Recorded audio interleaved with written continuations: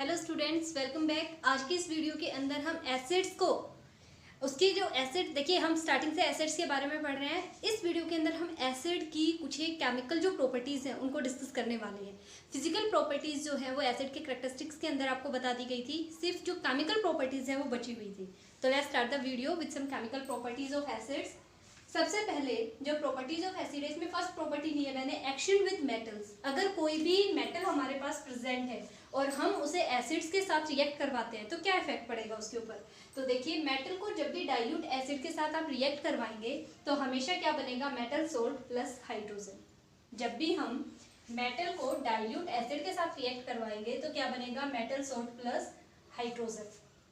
अब मेटल्स और डिफरेंट तरीके के होते हैं, जरूरी नहीं है, क्योंकि देखिए जो मिनरल एसिड्स होते हैं, HCl है, H2SO4 है, H3PO4 है, डिफरेंट तरीके के होते हैं। तो इसी तरीके से जब हम इन्हें रिएक्ट करवाएंगे तो जो सोल्ट है वो भी डिफरेंट तरीके के बनेंगे। इससे ये मतलब बिल्कुल भी ना निकालें कि हम सिर्फ एक ही तरीके के सोल्ट हमें मिलेंगे। जैसे देखिए यहाँ पर जब हम रिएक्शन कर रहे हैं, जिंक इज ए मेटल, मैंने प्योर जिंक मेटल ली है, उसे H2SO4 के साथ जब रिएक्ट करवाया तो ये कन्वर्ट हो गया ZnSO4 के अंदर, साथ में H2 गैस जो है वो रिलीज आउट हुई है।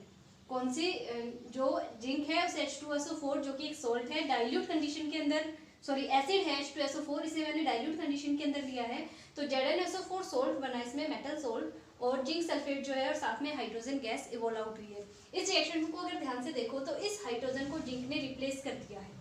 हाइड्रोजन की जगह क्या आ गया, जिंक आ गया।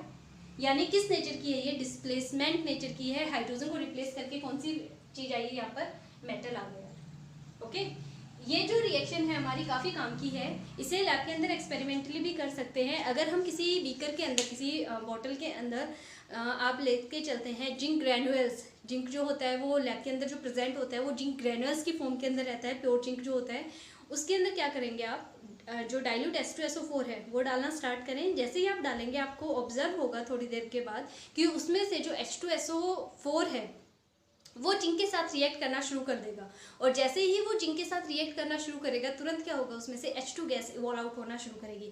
तो उसमें से हमें कनेक्टिंग जो डिलीवरी ट्यूब होती है वो सेकंड बीकर के अंदर लेके आएंगे जिसमें पानी भरा हुआ होगा। जैसे ही उसमें बबल्स बनने स्टार्ट होंगे आप समझ जाना कि हमारी रिएक्शन जो है वो स्टार्ट हो चुकी है, और जिंक ग्रैनुअल्स H2SO4 के साथ रिएक्ट करके क्या बनाना शुरू कर दिया उन्होंने, ZnSO4। जब भी कभी गैस इवॉल्व होगी वाटर के अंदर तो वो हमेशा किस फॉर्म के अंदर होगी, बबल्स की फॉर्म में बाहर आएगी। तो बबल्स बनेंगे, आप उसके जिस भी कंटेनर के अंदर आपने H2 जो गैस है उसे आप देख रहे हैं या फिर उसके अंदर आप स्टोर करना चाह रहे हैं, तो अगर उसके पास जैसे ही वो गैस बनना शुरू हो, आप कोई भी बर्निंग जो चीज़ है, मैस्टिक है, कैंडल है, लाइटर है, उसके पास लेके जाएंगे तो वो पॉप की साउंड के साथ बर्न होगा, जिससे कंफर्म हो जाएगा कि जो हाइड्रोजन गैस है वो बननी शुरू हो गई। इसका मतलब सोल्ट प्लस हाइड्रोजन, ये जो रिएक्शन है ये हमारी प्रोसीड हो रही है वहाँ पे। ओके, इस बात का ध्यान रखें, हाइड्रोजन गैस जो है जब भी बर्न होगी वो पॉप साउंड के साथ ही बर्न होती है। इसी तरीके से मैग्नीशियम मेटल ली, इसे HCl के अंदर जब हम रिएक्ट करवाएंगे डाइल्यूट HCl के साथ तो ये कन्वर्ट हो जाएगा MgCl2 के अंदर, और साथ में हाइड्रोजन गैस इवॉल्व होगी। आप चाहे तो ये एक्सपेरिमेंट भी करके देख सकते हैं लैब के अंदर। तो यहाँ पर मैग्नीशियम क्लोराइड सोल्ट बना है, यहाँ पर जिंक सल्फेट सोल्ट बना है। तो सोल्ट की टाइप अलग हो गई ना, ये तो सल्फेट सोल्ट है और ये क्लोराइड का सोल्ट है। तो इसका मतलब क्या है, डिफरेंट मेटल डिफरेंट एसिड्स के साथ रिएक्ट करके ए वेराइटी ऑफ सोल्ट जो है वो जनरेट करती है। नेक्स्ट है एक्शन विद मेटल ऑक्साइड्स। जब मेटल ऑक्साइड एसिड के साथ रिएक्ट करेगा, मेटल ऑक्साइड एसिड के साथ रिएक्ट करेगा तो क्या प्रोडक्ट देगा, ये सॉल्ट प्लस वाटर, क्या देगा, सॉल्ट और वाटर देगा। यहाँ पे कैल्शियम ऑक्साइड लिया है, इसे HCl के साथ, जो कि एक एसिड है, उसके साथ मैं रिएक्ट करवा रही हूँ, तो ये कन्वर्ट हो गया कैल्शियम क्लोराइड के अंदर, और साथ में वाटर मॉलिक्यूल रिलीज आउट हुआ है। ठीक है, कैल्शियम क्लोराइड के साथ क्या रिलीज हुआ है, वाटर। देखिए, जब आप ये रिएक्शन अपनी नोटबुक के अंदर, नोट्स के अंदर लिखेंगे उस टाइम के ऊपर आपको इनके नाम जरूर लिखने हैं। और एक चीज का और बहुत मेन आपको ध्यान रखना है, जब भी आप रिएक्शन लिखें, भले ही मैं आपको यहाँ पे पढ़ाते टाइम ऐसा होता है कई बार मैं बैलेंस कंडीशन में नहीं लिखती रिएक्शंस को, तो आपको बैलेंसिंग सिखाई गई है 10th के अंदर, और तो आप जब भी रिएक्शन लिखें तो उसे बैलेंस्ड कंडीशन के अंदर ही लिखें। बैलेंसिंग जो है वो बहुत ज़्यादा इंपॉर्टेंट है। तो जितने नंबर ऑफ एटम्स इस साइड प्रेजेंट है रिएक्टेंट साइड, उतने ही प्रोडक्ट साइड में प्रेजेंट होने चाहिए। तो बैलेंसिंग जरूर रखिए। कैल्शियम क्लोराइड और वाटर बनेगा। इसी तरीके से मैग्नीशियम ऑक्साइड जब H2SO4 के साथ रिएक्ट करेगा, ये ऑक्साइड है, ऑक्सीजन प्रेजेंट इसके साथ, ऑक्साइड, ये एसिड है, सॉल्ट प्लस वाटर बना देगा। मैग्नीशियम सल्फेट और वाटर, CuO जो है कॉपर ऑक्साइड HCl के साथ रिएक्ट करके कॉपर क्लोराइड बनाएगा और साथ में वाटर बना देगा। ये ब्लैक कलर का कंपाउंड होता है जो कॉपर ऑक्साइड होता है, और ब्लूइश ग्रीन के अंदर कन्वर्ट हो जाता है जो कॉपर क्लोराइड में कन्वर्ट होता है। इसके बाद नेक्स्ट है action with metal carbonates and metal hydrogen carbonates. ये तो है मेटल कार्बोनेट, सोडियम कार्बोनेट है, और ये है मेटल हाइड्रोजन कार्बोनेट, या फिर इसे सोडियम बाइकार्बोनेट के नाम से भी जाना जाता है। ओके, हाइड्रोजन आ गया बीच में, सोडियम तो मेटल है, CO3 कार्बोनेट है, बीच में हाइड्रोजन आ गया तो मेटल हाइड्रोजन कार्बोनेट, और ये क्या है, मेटल कार्बोनेट। HCl के साथ जब हम सोडियम कार्बोनेट को रिएक्ट करवाते हैं तो ये कन्वर्ट होता है NaCl यानी salt plus water plus CO2।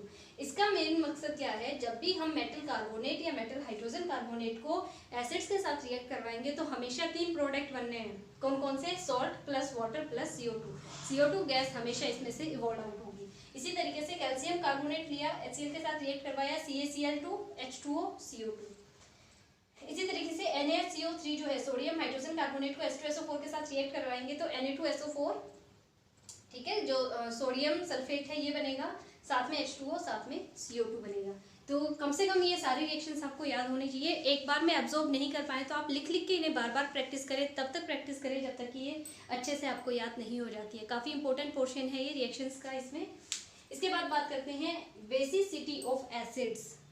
Basicity of acids सुनने में आपको अजीब लग रहा होगा, एसिड्स हैं तो हम उसकी एसिडिटी के बारे में बात क्यों नहीं कर रही, बेसिसिटी के बारे में बात क्यों कर रहे हैं। देखिए इस बात का भी ध्यान रखें, एसिड्स की हमेशा बेसिसिटी देखी जाती है और बेस की हमेशा एसिडिटी देखी जाती है। ओके, एक दूसरे के अपोजिट होते हैं। एसिड्स की हम हमेशा क्या देखते हैं, बेसिसिटी देखते हैं। तो यहाँ पे देखिए acid plus base, HCl acid है, NaOH क्या है, बेस। जब भी एसिड और बेस आपस में कंबाइन होंगे तो क्या बनाएंगे, सॉल्ट प्लस वाटर। मैं यहाँ पे लिख देती हूँ एसिड प्लस बेस, जब भी आपस में कंबाइन होंगे क्या बनाएंगे, सॉल्ट प्लस वाटर बनाएंगे। और इस रिएक्शन को किस नाम से जाना जाता है, न्यूट्रलाइजेशन रिएक्शन। कौन सी रिएक्शन होती है ये, न्यूट्रलाइजेशन रिएक्शन, यानी चीज़ों को न्यूट्रलाइज कर दिया। एसिड की अपनी खुद की अलग प्रॉपर्टीज होती हैं, बेस की अपनी खुद की अलग प्रॉपर्टीज होती हैं, बेसिक प्रॉपर्टीज होती है, इसकी अपनी एसिडिक प्रॉपर्टीज होती हैं, लेकिन दोनों एक साथ जब इक्वल अमाउंट के अंदर आपस में मिक्स कर दिए जाते हैं तो वो क्या बनाएंगे, सॉल्ट और वाटर बना देंगे। सॉल्ट और वाटर बनाते ही रिएक्शन कौन सी हो गई हमारी, न्यूट्रलाइजेशन रिएक्शन हो गई। सारी चीज़ें न्यूट्रल हो गई, अब ना कोई एसिडिक चीज़ है ना कोई बेसिक चीज़ है, न्यूट्रलाइजेशन रिएक्शन हो गई वहाँ पर। तो ये एसिड है, ये बेस है, दोनों स्ट्रॉन्ग एसिड स्ट्रॉन्ग बेस है, आपस में कंबाइन होकर क्या बनाया, NaCl जो कि सॉल्ट है और साथ में वाटर। तो न्यूट्रलाइजेशन रिएक्शन हो गई है। अभी H2SO4 है, ये NaOH के साथ कंबाइन होकर Na2SO4 बना रहा है, साथ में H2O, तो ये भी सॉल्ट है और ये क्या है, वाटर। ये भी न्यूट्रलाइजेशन रिएक्शन हो गई। बेसिसिटी ऑफ एसिड किस चीज के ऊपर डिपेंड करेगी, हमेशा depends upon the number of replaceable hydrogen atom. कितने रिप्लेसेबल हाइड्रोजन एटम प्रेजेंट है इन एसिड्स के पास में, वो ही क्या डिसाइड करवाएंगे, इसकी basicity of any acid decide करवाएंगे। जैसे देखिए जो HCl है इसके पास कितने number of hydrogen, replaceable hydrogen है, सिर्फ एक, H positive plus Cl negative इस तरीके से टूटता है ना, तो कितने रिप्लेसेबल हाइड्रोजन है, सिर्फ एक। तो इसकी जो बेसिसिटी है HCl की वो कितनी रहेगी, 1 रहेगी। और आप इसे क्या लिख सकते हैं कि HCl is a monobasic acid है। ये कैसा एसिड है, मोनोबेसिक एसिड। मोनो का मतलब होता है 1, ठीक है, और जितने हाइड्रोजन देगा, रिप्लेसेबल हाइड्रोजन प्रेजेंट होंगे उतना ही मोनोबेसिक हो, उतना ही बेसिक होगा। यानी एक हाइड्रोजन दे रहा है तो मोनोबेसिक एसिड है, 2 हाइड्रोजन देगा तो dibasic hydrogen, dibasic acid, dibasic. अब डाई बेसिक एसिड है, H2SO4 जो है, H2SO4 है, H2SO4 जब भी टूटेगा तो क्या देता है, इसके पास कितने रिप्लेसेबल हाइड्रोजन होते हैं, 2H positive plus SO4 2 negative, 2 है, 2H पॉजिटिव बोला है ना मैंने, तो 2 रिप्लेसेबल हाइड्रोजन है, तो ये कैसा है, डाई बेसिक। इसी तरीके से एक एसिड और ले रहे हैं हम यहाँ पे H3PO4, ये जब टूटेगा तो 3H पॉजिटिव देगा और साथ में PO4 3 नेगेटिव। कितने हाइड्रोजन दे दिए इसने रिप्लेसेबल, 3 हाइड्रोजन दिए, तो ये कैसा बेसिक रहेगा, कितना बेसिक है ये, ट्राई बेसिक, ठीक है, ट्राई बेसिक एसिड है।